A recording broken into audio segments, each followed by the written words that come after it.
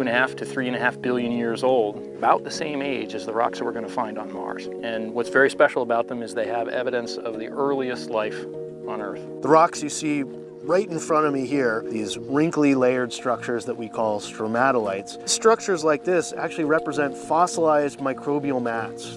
A microbial mat is actually a structure preserved in the rock made by communities of millions and millions of microorganisms. Basically fossilized pond scum in a sense. Microbes, bacteria living in a shallow water environment. And we believe that if life ever existed on Mars, it would have been purely microbial. And those are left behind in the record that are very distinctive. And so we've been showing the NASA and European Space Agency scientists the details of what those textures look like. When we say with Mars 2020 we're seeking the signs of ancient life on Mars, this is precisely the kinds of signs of life that we'll be seeking. I've learned to be a kind of a Martian, to be in a harsh environment.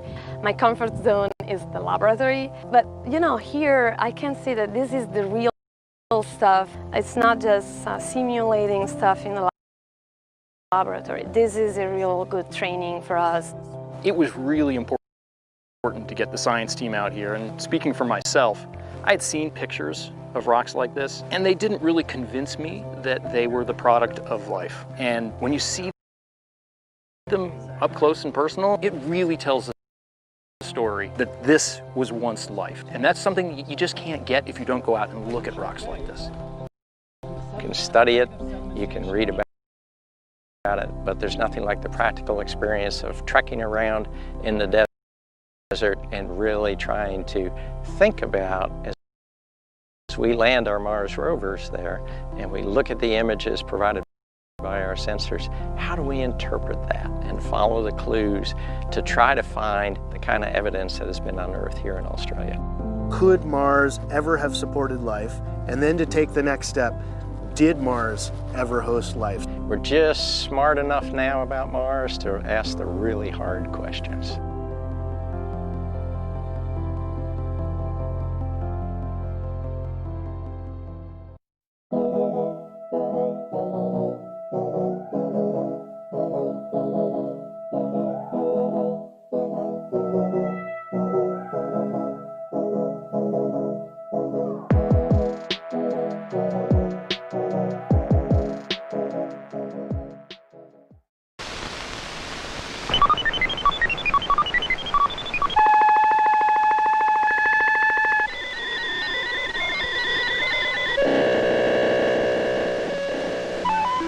These are sounds of our times.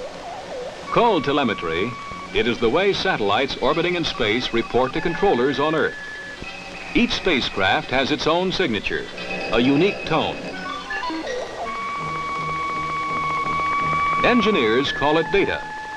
You may see it later as a weather report or a television picture from around the world.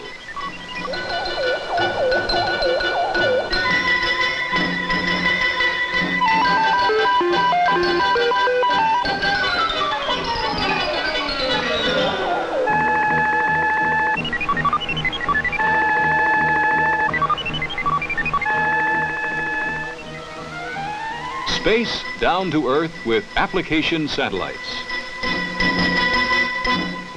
What they are, what they're doing for you now, and what will be happening in the decade of the 70s.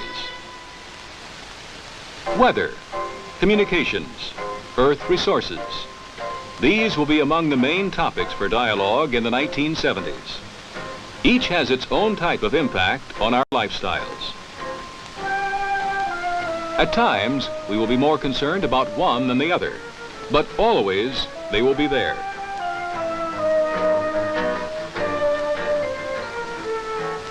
Case in point, weather. Spacecraft, like Tyros, Nimbus, and the application technology satellites. Satellites that return daily weather information over the entire world. What do they report?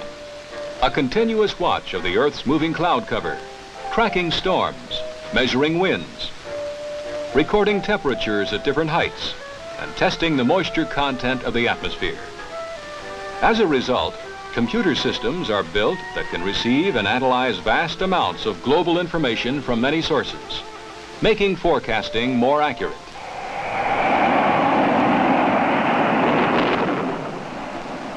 Hurricanes with their devastating winds and flood-causing rains, a perennial threat. In 1969, Hurricane Camille was first observed and then tracked by satellite. Because the storm's arrival was predicted accurately enough in advance, it was possible to evacuate people from the Gulf Coast. Without this early warning, the Weather Bureau estimated that 50,000 people might have been killed. In contrast, during Hurricane Laurie in November 1969, observations and tracking by satellite enabled the weather forecasters to predict that Laurie would not strike the coast. It is estimated that $3 million was saved from this satellite-prompted decision not to evacuate and not to protect property. TIROS, Television Infrared Operational Satellite. Over the past 10 years, 20 of these hatbox-shaped satellites have been successfully launched for use by NASA and the Weather Bureau.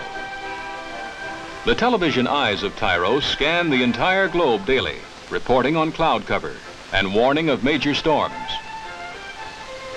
Since the first operational weather satellite started clicking off pictures, roughly 600 severe storms have been detected, followed, and predictions made about their course. They have sent back more than 1 million pictures of weather conditions around the globe. Cameras on board the Applications Technology satellite scan the Earth and return color images as often as every 20 minutes.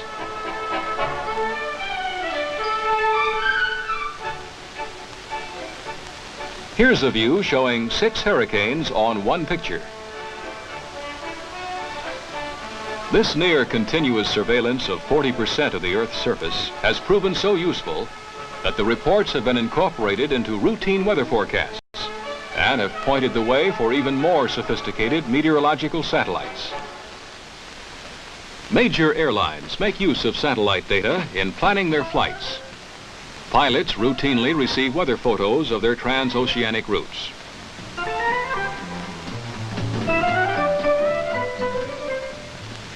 Before satellite tracking of hurricanes, U.S. Navy hurricane hunters had to search out the killer storms.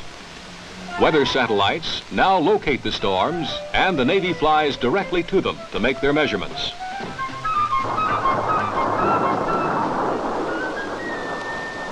The Navy also uses weather satellite pictures for ice patrols. Remote stations in the Antarctic benefit too. Giant resupply ski planes can be safely scheduled for landings in the icy outposts without